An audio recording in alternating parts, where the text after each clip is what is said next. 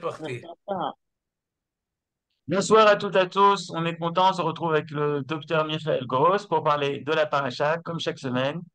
Et on clôture le livre de Bereshit. Chez les Ashkenazim, on va dire Chazak, Chazak, Benit Chazak, dans quelques heures. C'est la dernière paracha, paracha de Vayechi. Et tu as appelé ça les corrections, ajouts israéliens du Ramban. C'est un peu Oui. mystérieux comme titre. Moi, j'ai pas compris, mais on va comprendre. Alors, vous allez comprendre tout de suite, c'est pas si compliqué que ça. C'est que il s'avère qu'il y a deux versions au moins au Pérouche du Ramban sur la Torah. Et, et déjà, quand j'étais jeune, on m'avait dit, oui, le Ramban, il a écrit son livre en Espagne, mais quand il est arrivé en Eretz Israël, il a fait des corrections. Et ça m'a beaucoup émerveillé, parce que je me suis dit, même dans la tête, voilà un chacham, un rav, un possèque, un dirigeant qui étudie la Torah en Chutz La'aretz, mais quand arrive en Eretz Israël, il fait une révision sur tout ce qu'il a écrit et il arrive à d'autres conclusions ou à des choses en plus. C'est formidable.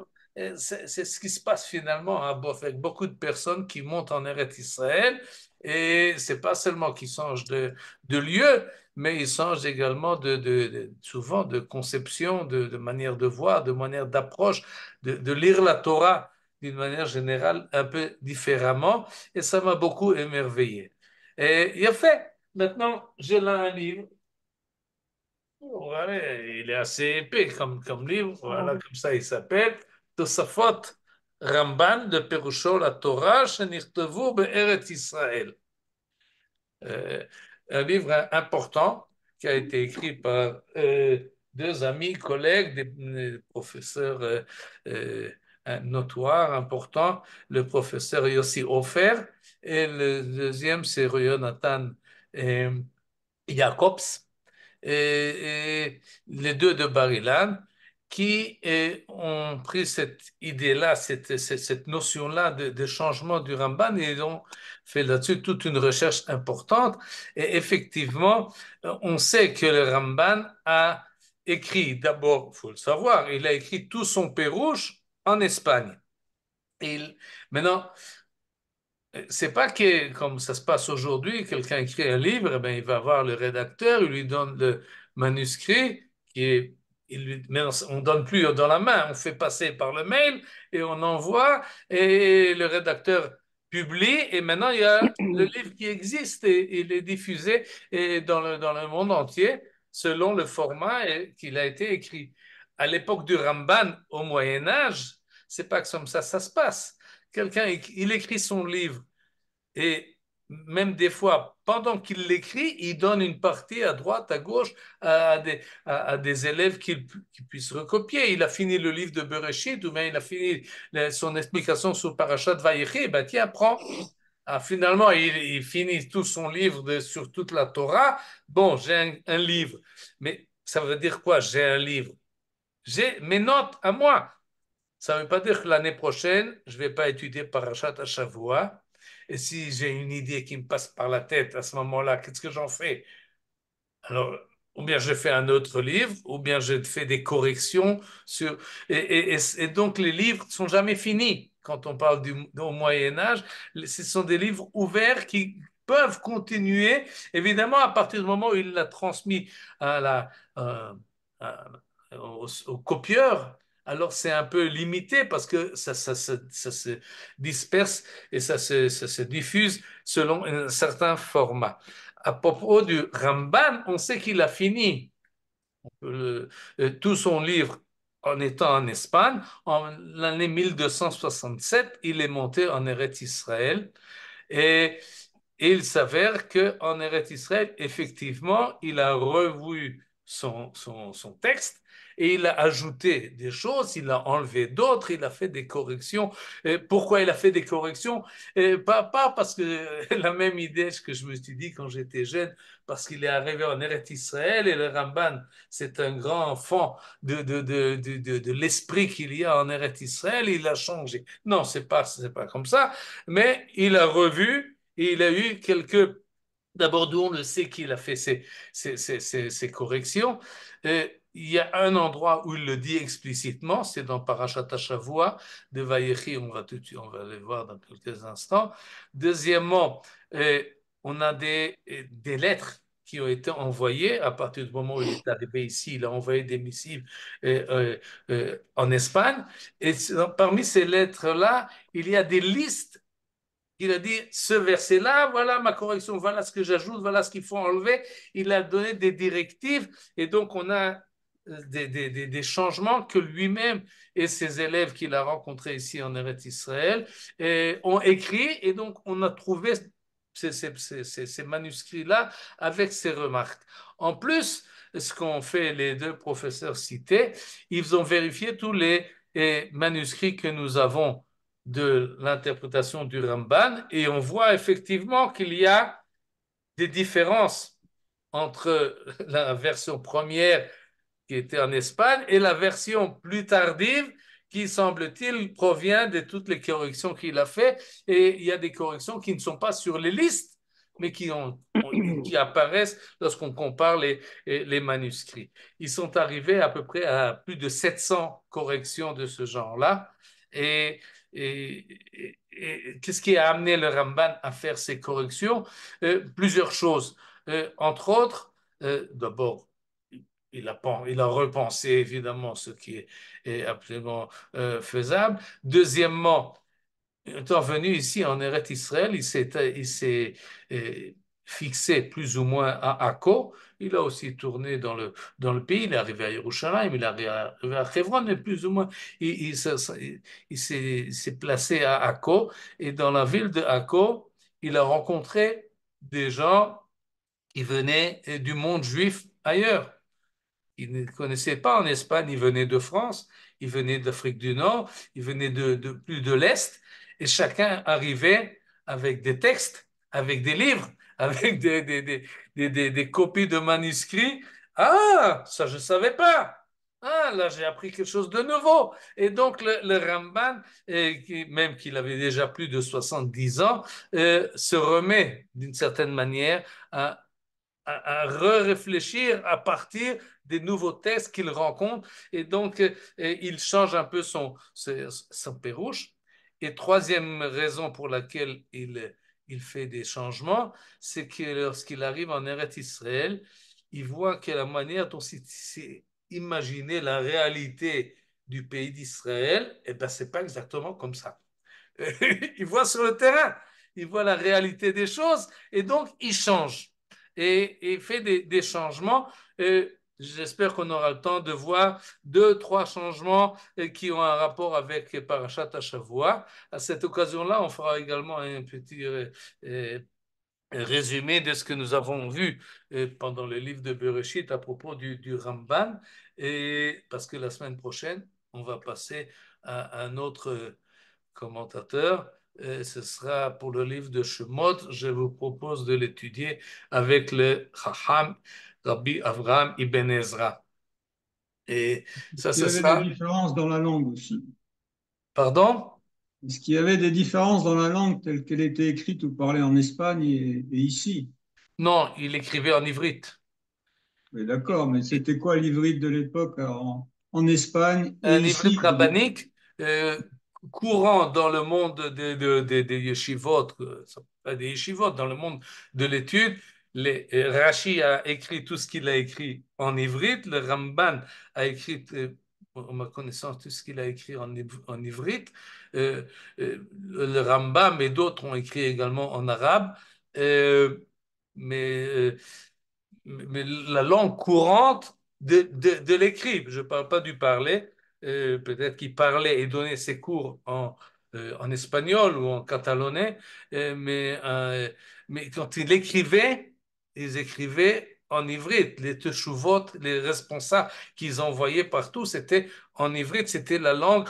Et on ne va pas s'attarder là-dessus parce que ce n'est pas le sujet, mais il faut quand même s'imaginer que le monde juif, bien qu'il était assez dispersé, il y en avait encore en Babylonie, pas beaucoup, mais quand même, en Afrique du Nord, et autour du bassin méditerranéen, et en Espagne évidemment, et en France, dans la vie courante, ils parlaient chacun la langue locale, mais lorsqu'ils rencontraient un juif, eh ben, il ne parlait pas en alsacien parce qu'à Barcelone ou à Gérone, on ne parle pas l'alsacien. Alors en quoi il parlait? Il parlait ivrite, un ivrite rabbinique, celui des livres, pas celui aujourd'hui moderne. Ils parlaient certainement avec les mains également, mais ils avaient comme ça une langue internationale qui permettait de créer des relations, ce qui a donné un avantage, entre autres, évident aux commerçants internationaux juifs, parce que là où ils allaient, ils pouvaient converser, ils pouvaient faire des affaires avec les autres juifs, et d'ailleurs, ils avaient confiance en eux, parce que entre juifs, on se fait confiance. Et maintenant, on va passer on va faire monter où c'est ça va y voilà, c'est là, et vous allez voir la première correction que nous propose le Ramban, ça a à voir avec Parashat Hashavua, mais pas directement. C'est ce passage-là que je vous fais montrer. Là, maintenant, vous voyez, c'est assez grand. On va Oui, c'est l'agrandir un bon. peu. Voilà. Ça, c'est un passage de la Hagdama, de l'introduction du Ramban sur son Pérouche au début du livre de Bereshit. De quoi s'agit-il là? Il s'agit du sod, des secrets. On a vu que le Ramban interprète, comprend ou lit la Torah à différents niveaux, au niveau du Pshat, au niveau du Drash et au niveau du Sod. Pour lui, c'est très distingué et la méthodologie de chacun de ces niveaux et le contenu de ces lectures-là sont différentes. Il est un des premiers qui s'est permis de diffuser l'interprétation de la Torah sur la base des secrets de la Torah, Sitrei Torah, oui, comme il écrit ici. Cher Ani Kotev Besitrei Torah. En fait, il s'agit de la Kabbale, de la Kabbalah qu'il a étudiée en Provence et qu'il connaissait très bien. Il est un des premiers grands Mekoubalim, le Ramban, et il a écrit dans son Pérouche à peu près 260 remarques euh, en langage kabbaliste. Quand il arrive en Eretz Israël, il ajoute cette remarque-là à la fin de son introduction. Regardez ce qu'il dit, et je vous dis, je veux faire une alliance, et ça est un bon conseil. Le Chol Mistakel Besefer Hazeh, tout celui qui lit mon livre, que je suis maintenant en train d'écrire l'introduction, qu'il ne réfléchisse pas. Le Val Isbor Svara, qu'il ne se fasse pas des idées. Val Yarshov Machashavot, et qu'il ne se fait pas qui commence pas à réfléchir trop et à se faire des idées. Et Bedava Mikol Aromazim, à propos de toutes les allusions que je fais, Besitre Torah. Non, il faut pas réfléchir. Parce que je vous préviens, je vous avertis, chez Loïsgou Davar, vous ne comprendrez rien à ce que j'ai écrit. Velo Ivadou Klal, Beshum Sechel Ubina. Vous pouvez mettre toute votre intelligence et toutes vos connaissances, vous ne comprendrez pas ce que j'ai écrit. À moins que, Zulati, à moins que, Mipi Mekubal Chacham, le Ozen Mekabel Mevin. À moins que vous entendez les explications de la bouche d'un Mekoubal, tout de suite on va expliquer ce terme, mais en tout cas qu'il est Chacham, il est sage, il a ses connaissances. Celui qui parle, il est un Mekoubal, c'est-à-dire il a reçu, et celui qui écoute, il a une bonne oreille, il est Mekabel, il reçoit et il comprend. C'est comme ça que passe la Kabbalah. Il y a là un changement. le Ramban a ajouté ce passage-là et nous fait remarquer ceux qui ont étudié la question, ils nous disent la chose suivante. Le Ramban était intéressé à diffuser la Kabbalah. Et c'est pas évident parce qu'il y en a qui ne le font pas et ça reste un petit comité et on connaît tous les Mekoubalim et ils se parlent entre eux et ils font très attention de ne pas faire rentrer dans leur cercle n'importe qui. Or, le Ramban, il écrit dans son Pérouche des Pérouchim à partir de la Kabbalah. Et il sait très bien que ça va être copié et recopié et diffusé et ça va arriver partout. Mais il pensait qu'il l'a écrit d'une manière ésotérique, que bien qu'il envoie ça partout, les gens ne comprennent pas exactement de quoi il s'agit, parce que c'est un peu dans un langage codifié. Qu'est-ce qui s'est passé entre-temps? Les Pourquoi il a gens, fait alors? Mia, tout de suite, je vais expliquer. Pardon. Et tout de suite, un instant. En entre-temps, qu'est-ce qui se passe? C'est arrivé un peu partout, ça s'est été diffusé en Espagne, même au-delà des Pyrénées et même au-delà des détroit de Gibraltar. Et il est arrivé chez le Ramban des commentaires sur ce qu'il avait écrit dans ce langage ésotérique et voir que c'est pas du tout de cela qu'il voulait parler. Et les gens ont commencé à se dire, se faire des idées, à réfléchir à partir de bases peut-être qui existaient, mais en tous les cas, ils sont arrivés à des conclusions que le Ramban lui-même n'était pas d'accord, n'était pas content, et il a eu peur. Il s'est dit, mais ça va pas, ça peut pas, c'est pas possible, il faut que j'arrête cet élan-là. Et les gens parlent de Kabbale alors qu'ils ne comprennent pas de quoi il s'agit. Et donc, il fait cette remarque-là, il fait, je vous avertis, ne parlez pas de tout ce que j'ai écrit. Si vous réfléchissez, Ivelet, vous vous trompez. Marshava mon elet. Vous indiquez en erreur. Rabat anezikin. Vous faites beaucoup de dégâts et aucun intérêt avec tout ce que vous essayez de comprendre, à moins que vous allez, mipi mekubal chacham, le ozen mekabel mevin. Si vous allez chez un mekubal qui a la sagesse et vous êtes vous-même quelqu'un qui est prêt à recevoir et comprendre ce qu'on vous explique, alors ça peut aller. Maintenant, pourquoi il le fait? Parce que il était intéressé effectivement que le peuple juif sache que dans la Torah, il n'y a pas seulement le pshat de les histoires d'Abraham, Yitzhak, Yaakov, Yosef, etc.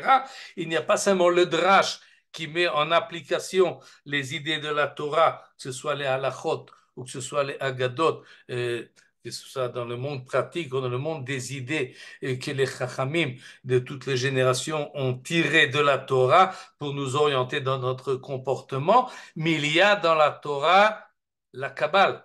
Il y a dans la Torah des idées mystiques qui nous parlent des mondes supérieurs et il était intéressé, le Ramban, et d'ailleurs il est resté intéressé, il ne les a pas enlevés de la deuxième édition, et qu'on sache que ça existe, mais qu'on fasse attention.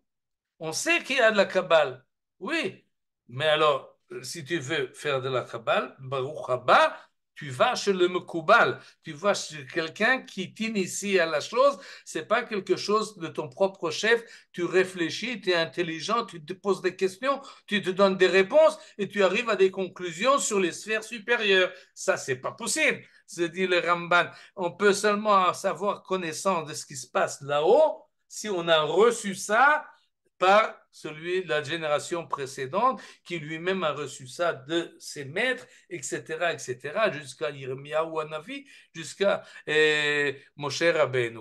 Et donc, ces passages-là doivent rester ésotériques, à moins qu'on les étudie à fond, mais on ne peut pas se permettre d'être yetziratiim. On peut pas, comment dire, et inventer d'autres choses ou proposer d'autres pérouchim. Ça, on peut le faire à propos du pshat et au niveau du drash. Mais au niveau du sod, on ne peut pas être indépendant, on ne peut pas prendre des initiatives. Et cette discussion-là, d'ailleurs, existe encore jusqu'à aujourd'hui. Cette comment dire, cette restriction, cette azhara, cet avertissement que le monde des idées supérieures de la Kabbalah doit être resté dans un monde plus ou moins fermé, en tous les cas sous protection et sous vérification, pour que ça ne va pas dans toutes les directions. Pas n'importe qui peut parler de Kabbalah et proposer, je vous dis une idée, oui, c'est comme ça. C'est comme ça. Qui t'a dit que c'est comme ça? Tu inventes des idées et ça existe encore aujourd'hui. Et beaucoup de personnes se proposent, se permettent des choses. Ils disent oui, c'est comme ça d'après la Kabbalah. Alors, les gens qui n'ont pas appris de la Kabbalah, ils sont ah, wow, wow, c'est de la Kabbalah, tu comprends? Non, je comprends pas, mais c'est formidable. Mais c'est certainement vrai. Pourquoi c'est vrai? Parce que je comprends pas. Alors, j'ai même pas les moyens de vérification. Et le Ramban, donc finalement, sur le tard, arrivé en Israël, d'ailleurs, finalement, il est décédé ici en Eretz Israël, donc fait cet avertissement et il conclut Yechezu beperushenu chidushim bepshatim ou bemidrashim. Ça, c'est ouvert à tous, les pshat et le drash. Vous pouvez le voir, il n'y a pas de problème, mais ce que est dans le Sod, Al tidrosh, begadol mimcha al tidrosh, בחזק ממך בל תחקור, במופלא ממך בל תדע, במכוסה ממך בל תשאל, במשהו הושעת אתבונן. C'est ce que tu as eu la permission approfondie, אין לך עסק בנסתרות, mais tu dois t'écarter et ne pas s'occuper des choses secrètes et sodites, les choses du sod. Cet avertissement-là, vous en faites ce que vous voulez, mais en tous les cas, dans sa deuxième édition, il a fait très peu de remarques. Sur tous les 700 ajouts et corrections, il y en a très peu qui parlent de Torah Tassod. Une d'elles, c'est justement dans notre paracha. J'espère qu'on y arrivera, mais je crains que non. On va aller rapidement sur la tombe de Rachel. Et comme ça dit Yaakov à son fils, Yosef, il lui demande de l'enterrer en Eretz Israël, à Maharat Marpella. Et moi, quand je revins du territoire d'Aram, Rachel mourut dans mes bras au pays de Canaan pendant le voyage, lorsque qu'une kibra de pays me séparait encore d'Ephrat. Alors je l'inhumai là sur le chemin d'Ephrat, qui est Bethléem. À propos de ce verset-là, qui est un peu itnatzlut, une excuse que fait Yaakov, je te demande de m'enterrer à Marat Marpella, bien que je ne sais pas ce que j'ai fait avec ta propre mère qui est morte en chemin. Je n'ai pas eu la possibilité de l'amener jusqu'à Hebron. Alors je l'ai mis sur le chemin de Bethléem. Nous dit le Ramban. Et כתוב בפירושי רש"י, הציג d'abord le Rashi, comme on avait vu, ולא הולכתיה אפילו לבית לחם. Je ne l'ai même pas amené jusqu'à Bethléem, c'était sur le chemin de Bethléem. להכניסה לארץ, je ne l'ai pas fait rentrer dans le pays. Et là, le Ramban saute. לא ידעתי מהו, וכי בחוץ על הארץ נקברה, Chas v'shalom. D'après Rashi, Rachel a été enterrée et n'est pas rentrée en Eretz Israël. Comment est-ce que c'est possible que notre mère Rachel se trouve en Chutz Laaretz? Chas v'shalom, pour le Ramban, c'est une idée qui ne peut pas venir à l'esprit. Elle est morte en Eretz Israël. Elle a été enterrée en Eretz Israël et il les ramène des versets explicites, entre autres celui-ci. C'est marqué. Be'eretz Kenan, Baderech. Alors, comment tu peux dire que c'est pas la Achnissa, la Aretz? Non, elle est morte en Eretz Israël, ou Meta Baderech, ben Bethel ou ben Bethléem. Ils étaient à Bethléem. On a vu le parcours qu'a fait Yaakov en rentrant de Aram Naharaim. On l'a vu au passage du Yabok, comment est-ce qu'il descend du Gil'ad et traverse dans le chemin, si on accepte l'explication que nous avons dit à l'époque, il suit le lit du Yabok jusqu'à qu'il arrive au Jourdain, il passe de l'autre côté et il remonte vers Shrem. Et à partir de, on sait ce qui s'est passé à Shrem avec Dina, et à partir de là, il descend. Là, j'ai la carte, voilà. Et il est passé plus ou moins là, et là, il commence à descendre. Là, c'est le Kvish Shishim, le Kvish de Mitnachalim, qui traverse la Samarie et ensuite arrive, à partir de là, c'est la Judée, et qui arrive jusque là où voulait arriver Yaakov. C'est plus ou moins la même route qui suit le trajet et qui traverse du nord au sud. Et c'est comme ça qu'a fait également Yaakov entre Beth-El, qui se trouve, disons, à peu près ici, et Bethléem qui se trouve là, est morte Rachel. Donc c'est en Eretz Israël, évidemment, et nous dit le Ramban, et Umeta Baderech ben Bethel ou ben Bethléem, entre ces deux localités, Venikbera Barama Vehi Me'eretz Israël. Vous voyez là ces signes, ces guillemets-là, c'est que ça c'était la première version. Elle a été enterrée à Rama. Et ça a été changé lorsqu'il est arrivé en Eretz Israël. Il a dit ça, j'efface, au lieu d'écrire qu'elle était enterrée à Rama en Eretz Israël, elle est enterrée en Eretz Israël, entre Bethel et entre Bethléem. Et cette localité de Rama qu'on va tout de suite parler, et il va l'effacer. Maintenant, sur cette, ça c'est Parashat Hashavua, oui, sur ce verset, et c'est ce verset-là, il y a deux remarques à faire. La première, c'est qu'effectivement, là, le Ramban insiste et même s'exclame, oui, elle est morte en Eretz Israël. Maintenant, si vous, Rachel, oui, elle est morte en Eretz Israël, elle était enterrée en Eretz Israël, Chaz v'Shalom, qu'elle était enterrée en Chutz La'aretz. Mais si vous vous rappelez, nous avons appris que d'après le Ramban, les mitzvot doivent être accomplis essentiellement en Eretz Israël. Et les patriarches ont effectivement accompli les mitzvot, toutes les mitzvot de la Torah avant la lettre, mais ça, ils l'ont fait uniquement en Eretz Israël. Or, Yaakov avait deux femmes. Et deux femmes, on n'a pas le droit. Deux femmes, on peut avoir. Mais deux sœurs, c'est pas possible. Comment est-ce que c'est possible? Alors, il y a quelque chose qui cloche là, ça ne marche pas. Si le Ramban nous dit qu'elle est morte en Eretz Israël, c'est donc qu'en Eretz Israël, Yaakov avait épousé deux sœurs, était marié avec deux sœurs. Et ça, c'est problématique. Et ça, on va le voir tout de suite. Voilà. Dans le livre de Vaïkra, au chapitre 18, verset 25, sur le verset qui nous dit il s'agit, ce chapitre 18-là, parle des adultères, pas des relations interdites, entre autres, se marier avec deux sœurs. Isha el lotikach. Et si on transgresse tous ces interdits d'ordre sexuel, alors le pays devient impur et je lui demandais son compte de son iniquité et le pays a vomi ses habitants. Une idée, une idée que nous avons vue dès le premier parashat Bereshit, on avait déjà vu. Cette idée-là est très importante pour le Ramban.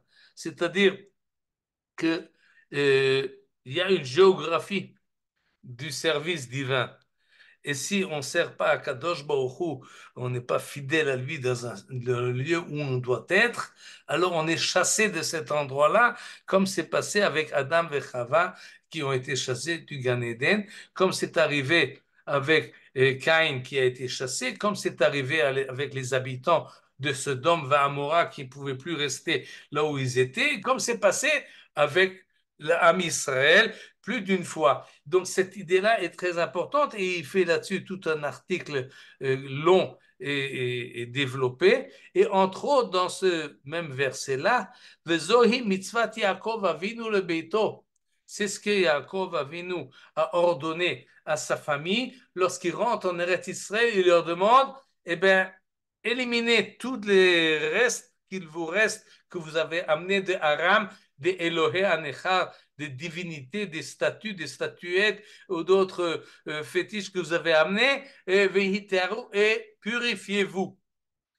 Et donc, il y a un effort lorsqu'on arrive en Eretz Israël, et le Ramban lui-même est arrivé, comme on l'a dit, il y a un effort de l'hitaher, il faut se purifier, il faut faire un effort plus grand de spiritualité, parce qu'ici, en Eretz Israël, se trouve la présence divine. Et à ce propos-là, le Ramban ajoute, Va Hashem lo levado nitkenu alilot. Et ce qui se passe sur terre, il n'y a qu'Akadosh Baruch Hu qui sait la compréhension des choses, et c'est pour cela que Meta Rachel Baderech, que Rachel est morte en chemin, Velo Ichnis Baaretz Shte Achayot, et il n'est pas Yaakov, ou Akadosh Baruch Hu n'a pas fait rentrer en Eretz Israël les deux sœurs mariées avec Yaakov. Alors où est-ce qu'elle est morte, Rachel? En Chutz Laaretz ou en Eretz Israël? Arrivé ici, le Ramban remarque qu'il y a une contradiction entre ce qu'il a écrit dans le livre de Bereshit et ce qu'il a écrit dans le livre de Vaïkra. Et il révise son texte, il dit, il y a quelque chose qui ne va pas là. Alors il enlève, dans la deuxième rédaction, il enlève cette phrase-là et il la remplace par une autre. Betrilat boam laaretz. Meta Rachel baderech. Betrilat boam laaretz. Au début, lorsqu'il vient à peine rentrer en Eretz Israël, elle est morte. Pourquoi elle est morte à l'entrée en Eretz Israël? Bisruta lo meta b'chutz laaretz. Elle a eu le mérite de ne pas mourir en dehors du pays.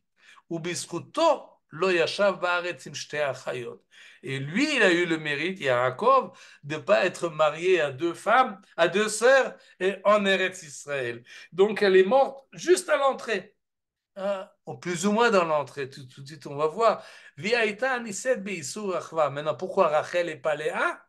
Mais parce que Léa, elle était mariée en bonne et due forme, elle était la première, et il l'a mariée comme il fallait, alors que Rachel, il l'a épousée en seconde noces. Et donc, c'est Rachel qui a un problème, et donc elle est décédée. Ça, c'est Akadosh Baruch Hu qui préserve les patriarches et les matriarches de toute faute.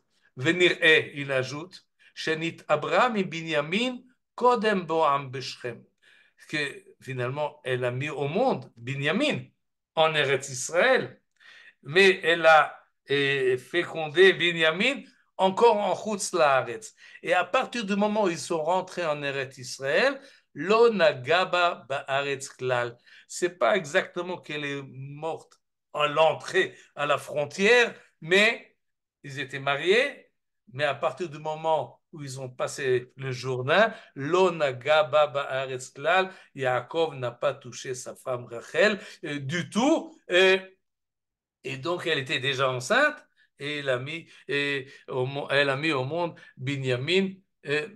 Tout de suite, on va voir où exactement. Mais en tous les cas, il y a là un ajout, ou plutôt une correction que fait le Ramban sur sa compréhension de la réalité pour rester fidèle à cette idée-là, idée double. La première, que les patriarches ont conservé, ont observé les lois de la Torah, mitzvot assez et mitzvot lot assez. La seconde, que si il y a un enfreint des mitzvot, ça ne peut se faire qu'en Chutz Laaretz, en Eretz Israël, on est obligé de garder, on ne peut pas. Et surtout les patriarches, ça ne viendrait pas à l'idée qu'ils ont enfreint une règle tellement importante qu'à cause d'elle, on risque d'être chassé du pays. Et cette idée-là, elle est très forte chez le Ramban, il faut en être conscient.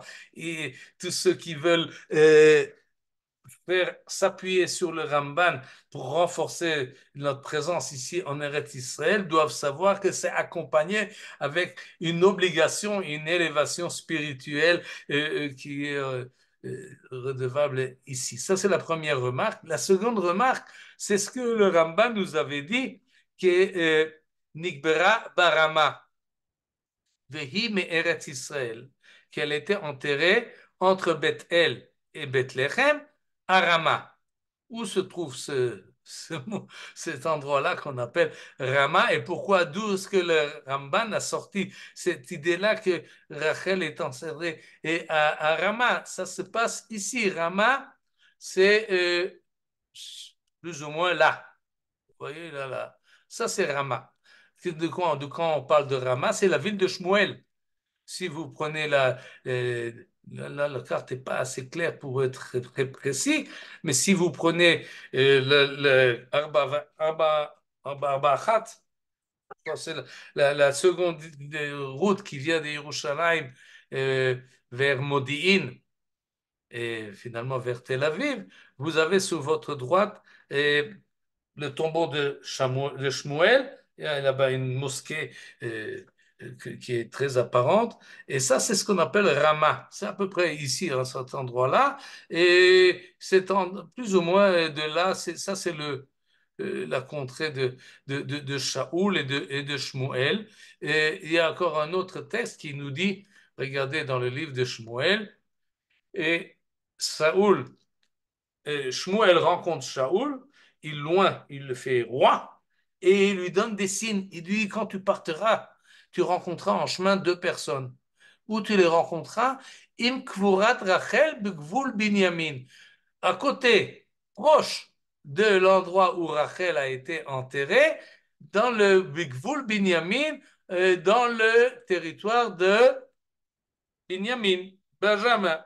Et il y a même marqué Tseltsar, qu'on ne sait pas exactement où c'est. Et à propos des atonotes, des ânesses que tu cherchais, c'est très bien. Et sache qu'ils ont été trouvés. N'aie pas peur, ton père s'est déjà retrouvé les ânesses. Toi, maintenant, tu es roi. Et sache qu'en signe de cela, sache que tu vas rencontrer deux personnes à côté de Kvurat Rachel Bigvul Binyamin.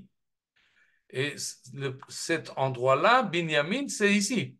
Ça, c'est Binyamin, au nord de Yerushalayim, un peu sur Jérusalem et essentiellement au nord, Eretz Binyamin, Psagot, qu'est-ce qu'on a aujourd'hui en Binyamin? Bethel, Eretz Binyamin, Kochav HaShachar, c'est Binyamin, ben, dans cette contrée-là. Et en plus, nous avons le fameux verset de Yirmiyahu qui nous dit Kol berama nishma. Nehi bechi tamrorim, Rachel mevaka albanea. Donc, où est-ce que Rachel pleure? À Rama. On entend son bruit, on entend ses pleurs à Rama. Donc, il faut chercher le tombeau de Rachel à Rama, comme ça, pensait et Ramban, tant qu'il était à Gérone ou à Barcelone, ou en tout cas en Espagne. Mais il est monté sur le bateau, comme dit en 1267. Il paraît que ça durait à peu près un mois et demi sur le bateau pour arriver de là-bas, traverser la Méditerranée et arriver à Akko. Et lorsqu'il arrive à Akko, il dit la chose suivante, ça on va sauter. Où c'est que j'ai mis tout ce texte-là, que je le trouve? Non? Euh, non, non, non, c'est plus bas. Tout de suite, on va y arriver. Voilà, voilà, voilà, voilà, voilà. Voilà. Veze katavti trila.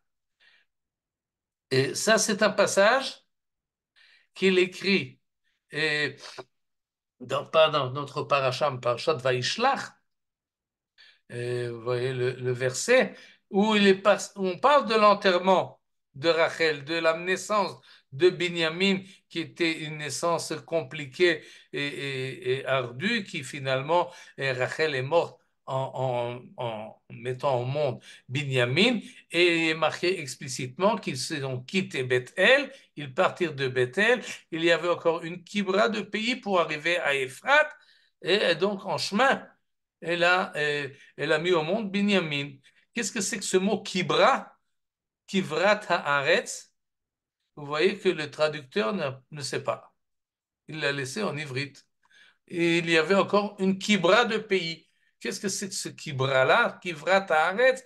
Et regardez, Rashi qui nous amène un, deux, trois explications. C'est donc que c'est vraiment pas clair. Rabbi Menachem Ibn Sarouk, dont on a parlé l'année dernière, il nous explique, il dit Kivra, c'est le mot kabir. Vous connaissez l'arabe. Si vous ne connaissez pas l'arabe, vous savez que Allah Akbar, Allah, il est grand.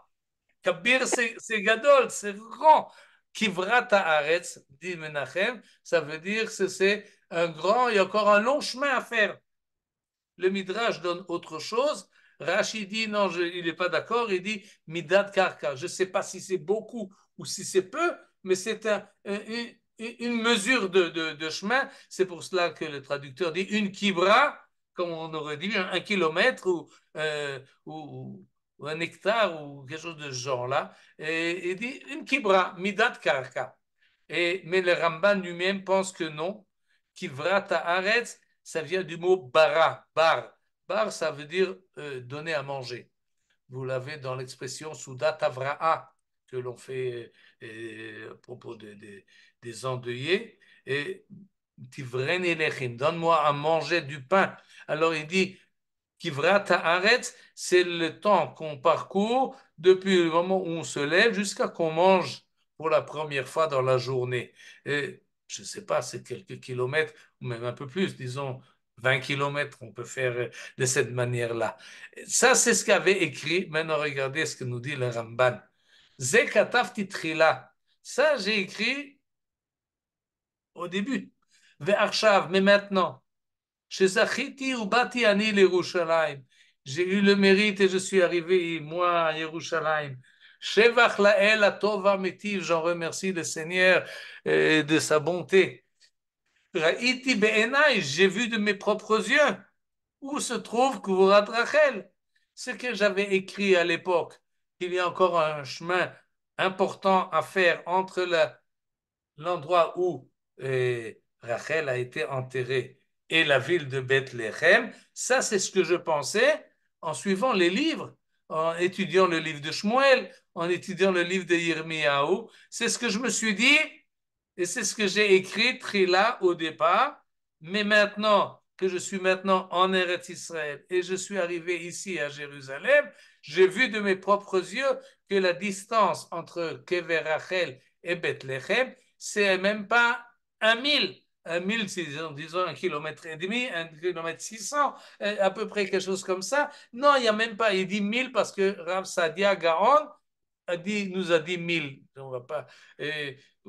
Alors, Vehine, Hukrash Perouch Azeh. Et donc, je ne peux plus être d'accord avec le Radak. Vegam divrei Menachem, c'est pas vrai non plus, mais celui qui a raison, c'était Rashi. Et donc, vous voyez la démarche, c'est ça qui me semble important. Il arrive des fois qu'on lit la Torah et on comprend la réalité du monde. Mais il arrive souvent, et le Ramban, comme on l'a vu plusieurs fois, il voit la réalité concrète et à partir de la réalité concrète, il comprend ce qui a marqué dans la Torah. Et cette démarche-là, elle n'est pas évidente. Le Rashi ne le fait pas du tout. Et Rashi étudie la Torah chez Birtav avec la Torah chez Be'alpé, comme si c'est extraterritorial, c'est au-delà du monde. Il faut comprendre la Torah par la Torah, par les traditions, parce que les rabbins nous ont dit pendant toutes les générations, c'est ça, c'est de là qu'on tire notre aspiration et nos informations pour comprendre ce que la Torah écrite nous dit, on n'a que la tradition. Le Ramban, une démarche qu'on a vue plusieurs fois, qu'il veut comprendre la Torah en fonction de la réalité. Si je connais la réalité des choses, je vois le Kever Rachel, alors je comprends ce qui est marqué dans le verset. Et je vois, et Ramban à son époque, au XIIIe siècle, il a vu Kever Rachel, là où on sait où il est encore aujourd'hui, à côté de Bethléem. Peut-être la distance était à l'époque un peu plus grande, mais c'est à même pas 1 kilomètre. Alors, il arrive, alors il nous dit, on ne va pas passer ici de la discussion étymologique du terme, mais en tous les cas, il est évident pour le Ramban, elle n'est pas enterrée à Rama comme je le pensais, et elle n'est pas proche du Ramban, du Rama, parce que le Rama se trouve en Binyamin et c'est beaucoup plus long. Et il y a 4 par 100, donc c'est loin et c'est pas possible. Et donc, qu'est-ce qu'il fait alors du verset? Comment il s'occupe comment il arrive à régler Kol Barama Nishma. Vous vous rappelez ce verset de Yirmiyahu? Évidemment, vous le connaissez, vous le chantez. Oui, Kol Barama Nishma. Eh bien, il faut le comprendre différemment. C'est pas qu'elle est enterrée à Rama, comme le Ramban s'est pensé quand il était encore en Espagne. Kol Barama Nishma, à voix haute. Rama, avec ça fait beaucoup de bruit. Ou bien, on l'entend à Rama, parce qu'elle pleure tellement forte. Elle se trouve à Bethléem, mais on entend sa voix jusqu'au nord de Jérusalem. Elle est enterrée ici, où c'est Bethléem, ici. Et on l'entend là. Pourquoi c'est important de l'entendre là? Parce que les Bnei Israël qui sont sortis en exil vers la Syrie, oui, avec ou vers la Babylonie, eh bien, ils suivent le chemin vers le nord. Ils quittent Jérusalem et ils vont sur ce terrain-là. Et là, ils entendent la voix de Rachel en chemin. Il faut mettre ça au niveau, pas qu'ils passent à côté de la tombe de Rachel et elle sort Kivyachol comme disons, de sa tombe et accompagne ses descendants vers l'exil et elle pleure avec eux qu'ils sont exilés jusqu'à qu'Akadosh Baruch Hu lui dit Veshavu banim ligvulam et ils reviendront. Et il essaie de la consoler. Nous dit le Ramban, cette idée-là, je l'accepte, mais parce que de Bethléem, où elle est effectivement enterrée, elle pleure et ça fait du bruit jusqu'à sur le chemin Kol Berama Nishma et il faut comprendre le verset d'une manière plus poétique qu'elle Nehi Bechi Tamurim, beaucoup de pleurs, Rachel Mevaka Albanea, et elle n'accepte pas d'être consolée, jusqu'à Kadosh lui dit Min'i kolech mi bechi venaich midima, arrête tes pleurs, sèche tes larmes, Yesh Sachar le pour la terre, Veshavu Me'eretz Oyev, ils reviendront. Et donc le Ramban, à partir de ce qu'il voit, il résout la compréhension du verset dans Yirmiyahu et le verset dans notre paracha. Il ne prend pas compte du verset dans le livre de Shmuel où il est explicitement marqué qu'elle est enterrée Begvul Binyamin. Alors, comment est-ce qu'il résout ce problème-là? Nous dit le Ramban, oui, elle est enterrée. Voilà. Kavra Yaakov Baderech. Pourquoi est-ce que Yaakov a enterré Rachel en chemin et il n'a pas fait rentrer la Ir Bethléem dans la ville de Bethléem? Parce que Bethléem, c'est une ville qui appartient à Yehuda. Et Yaakov ne voulait pas enterrer la mère de Binyamin dans la région qui va appartenir à Yehuda. Et alors, au lieu de l'enterrer à Bethléem Ephrata, il l'a enterré juste à la frontière. Rak Bigvul Bena Binyamin, dans le territoire de Binyamin, il l'a enterré pour, en fait, peut-être que le tombeau de Kever Rachel où il se trouve aujourd'hui, là où le Ramban l'a vu, se trouve effectivement entre voilà, Jérusalem et les démarcations entre Yehuda et Binyamin se trouvent passe juste à la frontière où se trouve Kever Rachel. Comme ça, en tous les cas, a compris le Ramban il a fait le chemin. Il était à Jérusalem et il est allé à Hebron et en chemin, il l'a vu de ses propres yeux, Kever Rachel. Maintenant, il faut savoir qu'il y a un autre endroit où on pense qu'il y a Kever Rachel. Cet endroit-là, les Arabes appellent Kubour Bnei Israël. Là, vous avez la photo. Vous avez une photo partielle. Vous voyez le mur qui a à peu près 2 mètres de haut, plus, presque 3 mètres de haut, une trentaine de mètres de long. Et comme ça, il y a 4 quatre murs, quatre grands murs, et les Arabes, encore aujourd'hui, appellent ça Kubour Bnei Israël, c'est-à-dire la tombe des enfants d'Israël. C'est quelque chose de juif là-dedans. Et cet endroit-là est à côté de Rama, le village qu'on appelle encore aujourd'hui Aram, qui se trouve à 1 kilomètre de cet endroit-là. Et où ça se trouve, cet endroit-là? Si vous prenez le Shishim, vous partez de Jérusalem, vous allez vers le nord.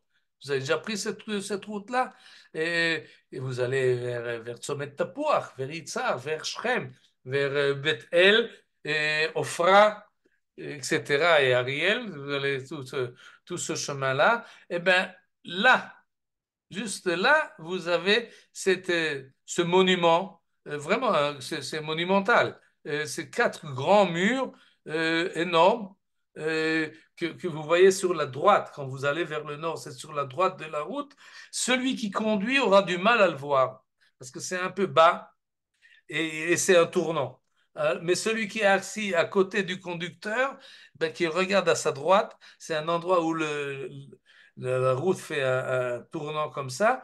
Regardez sur votre droite, un peu avant Adam, il y a une localité qui s'appelle Adam, juste en bas. Et ce qui est intéressant, c'est à partir de ce moment-là, à partir de là que part Vadikelt, si vous avez déjà fait Vadikelt, le Vadikelt s'appelle en ivrite Nahal Prat.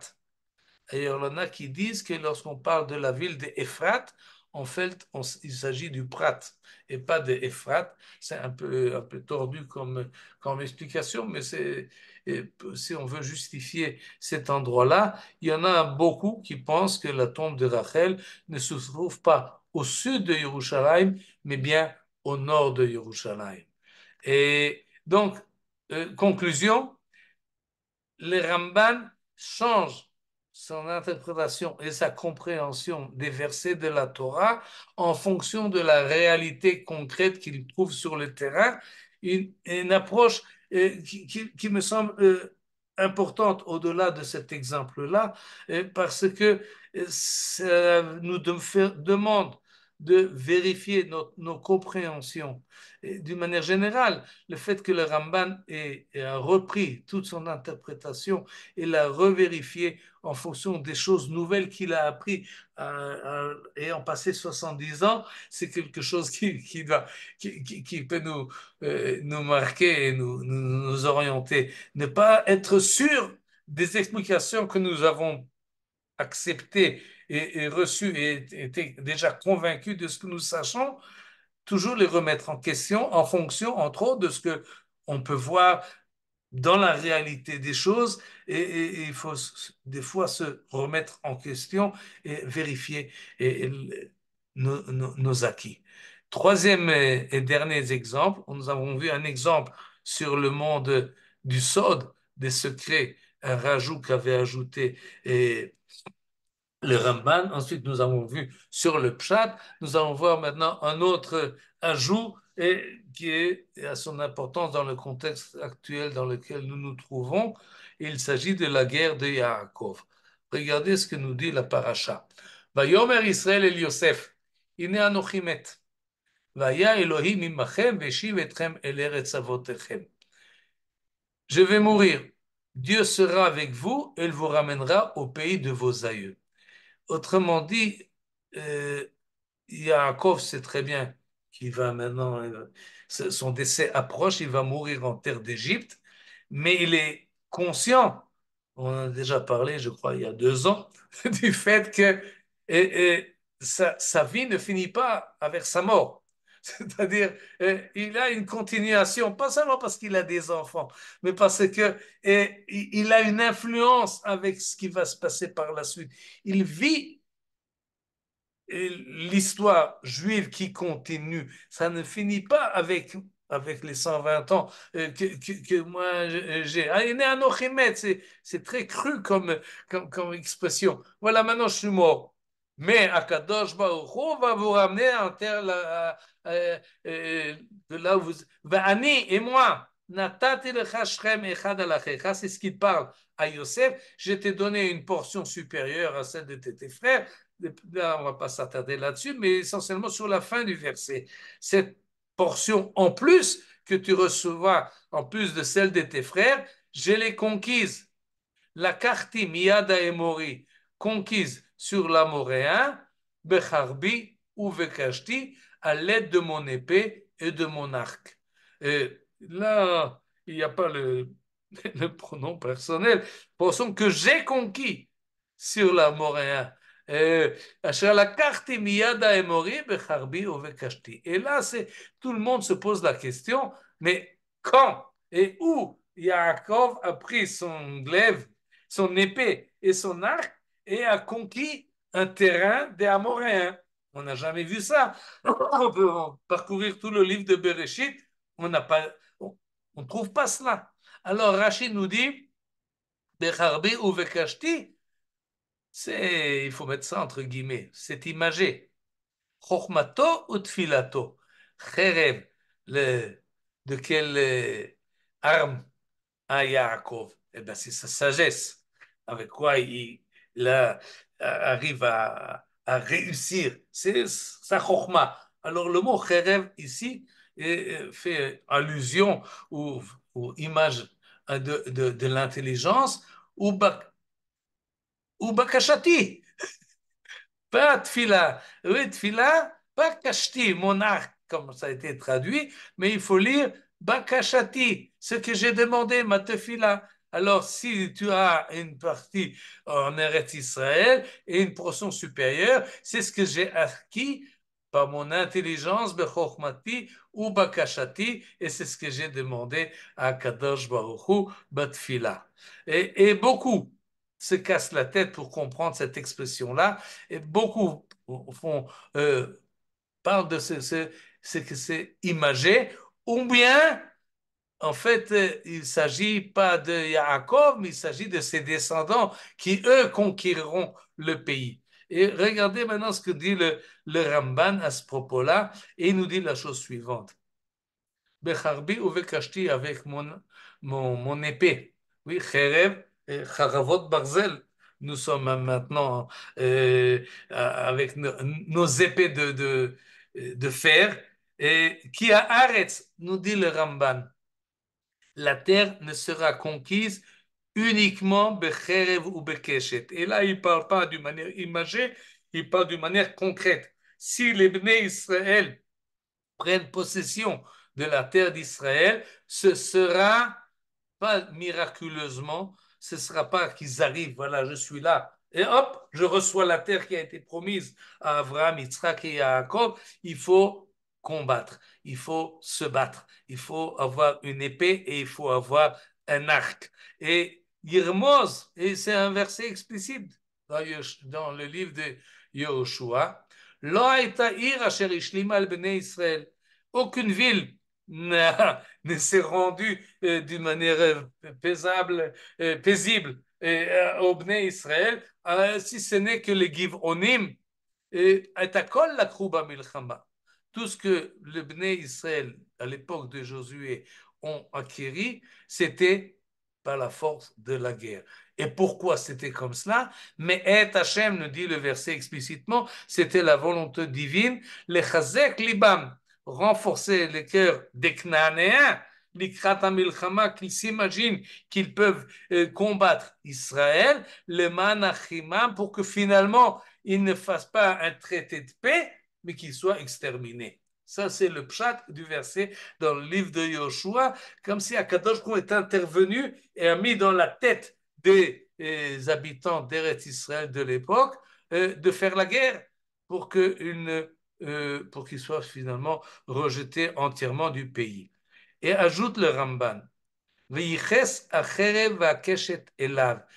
Cette épée et cet arc est relaté à Yaakov. Harbi ou Vekashti, il aurait pu dire de manière un peu plus amorphe, Natat el Rashkaim Echad Asher Lakach Becherev ou Bekeshet. Sans dire la karti, becharbi ou bekashti, avec mon épée et mon arc. Et le verset dit, et Yaakov lui-même dit, c'est mon épée, c'est mon arc, c'est moi qui vous permet de revenir en terre d'Eretz Israël. Et là, le Ramban s'attarde et il donne deux explications, et par cela, nous allons conclure. La première, Zechuto. Hi aose imam milchama. Vehi anilcham lahem. Lahem, c'est les descendants de Yaakov. Et descendants de Yaakov à l'époque de Yoshua, ou même à notre époque à nous, réussissent dans leur guerre, bisruto shel Yaakov, becharbi ou vekashti, c'est mon épée, c'est mon arc, en fait, c'est mes srouillottes. Et là, il amène un verset, le Ramban amène un verset du livre de Teilim, que je vous conseille de voir tout le chapitre, mais nous n'avons pas le temps. Le verset dit la chose suivante. Ce n'est pas leur épée qui leur a fait naître du pays, ni leur bras qui leur a donné la victoire. C'est ta droite, d'Akadosh Baruch Hu, ton bras, la lumière de ta face, car tu les avais pris en affection. Et le psalmiste nous dit dans le chapitre 44 que la réussite guerrière dépend finalement pas de la force physique des soldats et des armées, mais c'est la volonté divine qui les accompagne. Lo becharbam yirshu aretz, uzroam lo shialamo. Yemincha, zroacha, et là, le Ramban a ajouté, une fois qu'il était ici en Eretz Israël, il dit d'une manière générale, ça c'est Sroutavot, le mérite des patriarches. Pourquoi Kadosh Baruch Hu a une affection pour le peuple juif? Ça c'est grâce au mérite des patriarches. Mais quand il est ici en Eretz Israël, il ajoute qui al derech haemet, c'est-à-dire selon la méthode kabbalistique, Yemincha, qui est marqué dans le verset, Yemincha, Zroacha, Ve'or Panecha. Yemin, c'est Abraham, Midat HaChesed. Zroa, la force du bras, c'est Yitzhak, Midat Adin. Ve'or Panecha, c'est Yaakov. Et donc les trois, Or Panecha, c'est la lumière intérieure, celle qui se trouve entre les deux extrêmes de Chesed et de Din, celle qui se trouve au milieu, Or Panecha, c'est Yaakov. Yaakov représente Midat Atiferet qui se trouve au milieu. Et cet ajout-là, il est assez touchant d'une certaine manière parce qu'il arrive en Eretz Israël et il dit mais il faut que j'ajoute là quelque chose et pour qu'on comprenne que nos droits sur la terre d'Israël, sur laquelle il se trouve le Ramban, dépend effectivement pas seulement d'une manière générale le mérite des patriarches, mais ça provient du comportement dans les sphères supérieures et d'un notre comportement à nous qui continuons la lignée d'Abraham, de Yitzhak et de Yaakov. Et il ajoute en plus, et avec ça, effectivement, il faut finir parce que l'heure est déjà passée. Vekarov elai od she'asa Yaakov, je vais le dire en hébreu tout de suite, et le Ramban ajoute une idée à lui. Là, il aurait pu se baser sur le verset, mais là, il ajoute une chose, et il dit, Yaakov a fait quelque chose. Il a fait quelque chose. C'est-à-dire, il est passé à l'acte. Ce n'est pas seulement des idées qui proviennent des sphères supérieures, le mérite des patriarches qui nous entourent, mais ce mérite-là, il a été inscrit dans la réalité des choses. Et donc, Yaakov a pris effectivement son épée et il a tendu son épée vers les Hémoréens. Pratiquement, il l'a pris. Non seulement qu'il a pris son épée, il a pris son arc et il a tiré des flèches. Et à partir du moment où Yaakov a fait cet acte-là, il a inscrit dans l'histoire et dans la réalité concrète de l'histoire humaine que la terre va être conquise par les descendants de Yaakov. Cette idée-là que les actes des patriarches, Maaseh Avot, Siman Lebanim, les actes des patriarches inscrits, c'est un signe qui est inscrit dans l'histoire par les patriarches, ils ont fixé, ce n'est pas seulement une allusion pour que nous sachions qu'est-ce qui va se passer, mais c'est effectivement grâce à l'action de nos patriarches, Abraham, Yitzhak et Yaakov, que nous pouvons encore aujourd'hui prétendre que nous avons droit à cette terre-là et même réussir dans notre démarche parce que nous continuons cette idée-là et je pense que par cela on va finir et Suzy voulait une bracha. Ben voilà la bracha. Eh ben voilà, merci beaucoup. Oui, que, grâce, Bisrout, Abraham, Yitzhak et Tag Yaakov, Yaakov. Je et vais dire ça à on Jean-Bernard, va c'est ta gagner, paracha. c'est évident. Ça ne peut pas être autrement. Et Amen, je pense que amen. ça, il faut même le dire, pas seulement le dire à nous, ici, pour le peuple juif, mais le dire également dans toutes ces discussions avec les peuples qui nous entourent, et les Européens et les Américains. Et qu'ils sachent, c'est pas que nous sommes ici des conquérants, c'est pas qu'il y a encore un épisode dans l'histoire humaine où arrivent des gens qui font du colonialisme ou quelque chose comme ça. Et ça, ça doit être, on peut le dire d'ailleurs, c'est parce que c'est acceptable et parce que c'est vrai et parce Ah oui, que c'est ça.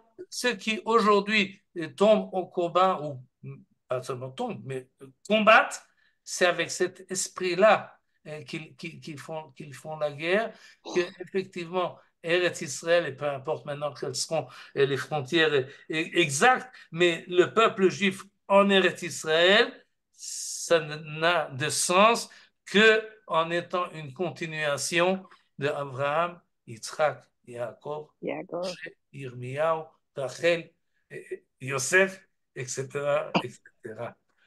Binyamin. Toda Rabba, בעזרת השם, נעשה Michael. ונצליח, ביחד Amen. ננצח. Bezrat Amen. Hashem. Amen. Amen, Kenny Rachel. Ramban, c'est un Toda grand Rabba. sioniste. Exactement. Ramban, c'est un grand Ouais, sioniste, hein. ouais. Pardon, le Ramban?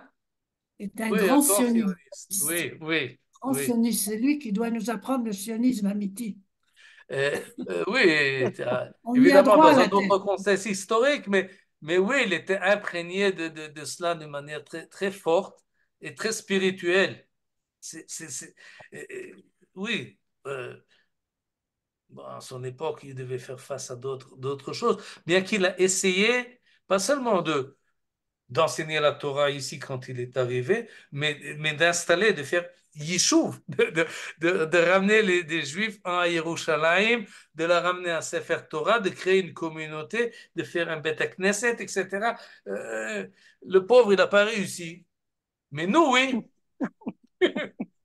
Il y Voilà. croyait, il y croyait, il y croyait Il y beaucoup. croyait vraiment. Et il faut savoir également que quand il a quitté l'Espagne pour venir en Eretz Israël, c'était pas quelque chose d'évident.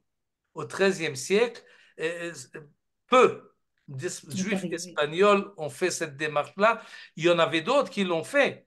Ils l'ont fait de France, le groupe de Rabbi Yechiel de Paris. Et Maharam de Rothenburg a essayé, et il s'est fait arrêter en chemin, mais il a essayé de faire monter les Juifs en Eretz Israël, et encore d'autres du monde, dans le monde chrétien qui ont suivi peut-être les démarches des croisés, mais des Juifs qui se sont organisés à monter en Eretz Israël, et ils l'ont fait, ils sont installés à Akko, et le Ramban voulait participer à cet effort-là. Euh, oui, c'est Moi, je voulais poser une question, Michael. Quand oui. tu dis qu'il voulait dispenser un peu la Kabbalah un peu partout et les secrets de la Torah, est-ce elle avait la même démarche que le Baal Shem Tov à l'époque ou c'était pas du tout le Non, le même Baal message? Shem Tov est allé beaucoup plus loin. Le Oui, Baal mais Shem Tov, qui est venu après le Hari, il y a Futsu Mayontecha Chutza. il a développé.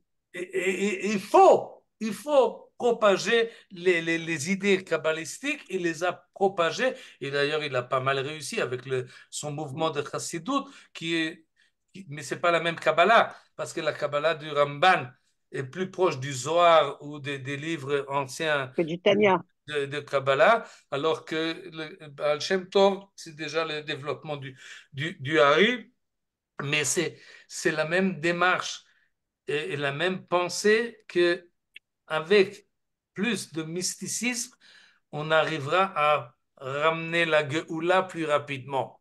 Amen. Amen. Amen, amen. Oui, mais il faut savoir les limites. On voit que le Ramban a eu peur finalement de cette, parce que on dit beaucoup trop, disons, de manière un peu brute, beaucoup trop de bêtises, des choses qui n'ont pas de base, qui ne sont pas kabbalistiques vraiment. Ce sont des illusions et ce sont des gens qui n'ont pas suffisamment appris et qui se permettent de diffuser des idées qui n'ont pas assez de base. Alors, c'est déjà plus de la Kabbalah, c'est du folklore, Ouais, et là, le tout à Ramban fait d'accord. il nous dit, Mais attention, mipi mekubal chacham, le ozen mekabel mevin.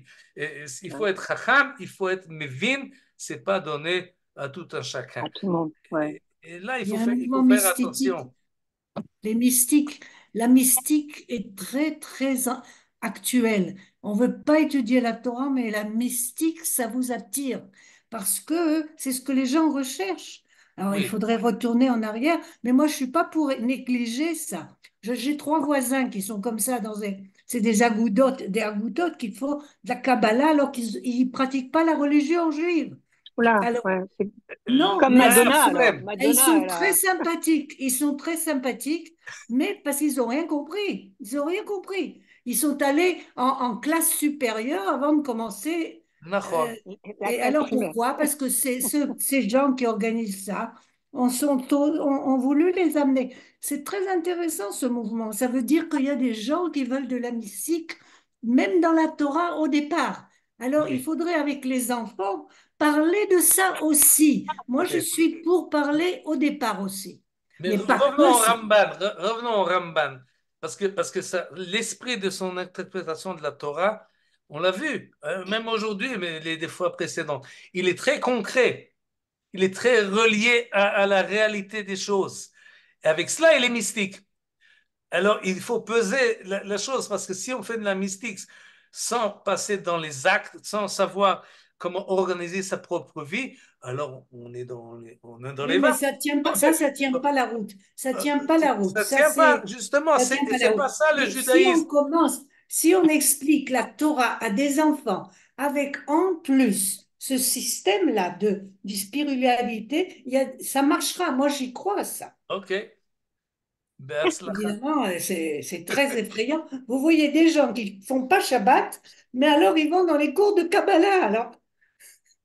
Alors, Oui, alors ça, c'est ils sont inacceptable. complètement D'après, coupés. Mais d'après la c'est un tradition, danger, hein, c'est un ça peut être danger. sympathique, mais c'est inacceptable.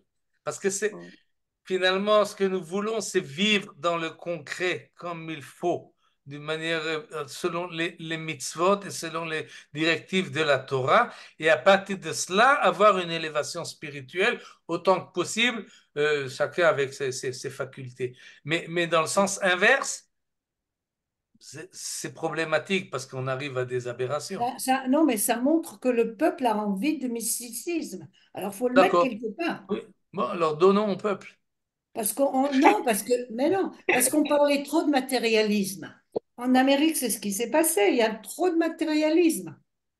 Alors, ils sont allés, ils se sont complètement, ils sont déconnés. Mais leur idée, c'est Mais que ça suffisait le frigidaire. On ne peut pas vivre avec seulement le frigidaire comme, voyez. c'est- Alors, pour eux, ces gens-là, ils sautent, mais on pourrait oui, revenir à ça. Oui, un mais peu. Introduire, le commencer. danger, mais ce qui est dangereux, moi je pense à Madonna Pas qui venait dangereux. ici Si à vous le Tel faites Aviv pour apprendre la Kabbale, c'est un peu dangereux, non, quoi, c'est parce pas que de la ça va dans tous les Kabbale, sens. c'est donner un sens mystique à la Torah en même temps que vous expliquez Non, les mais mitzvot. elle est pas de notre communauté. Elle affiche des choses de Zohar qui sont quand même pas un peu, bon. Le Je parle de chassidim, en Madonna, hein. général, ils sont à la fois mystiques et dans la Torah, je veux dire, il y a les deux. Oui, Dans d'après le le Ramban, il y a les chassidut. deux. Comment?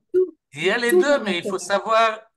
Non, je dis, on peut pratiquer les deux, c'est pas incompatible, c'est Nahon, complémentaire, exactement ça. c'est complémentaire.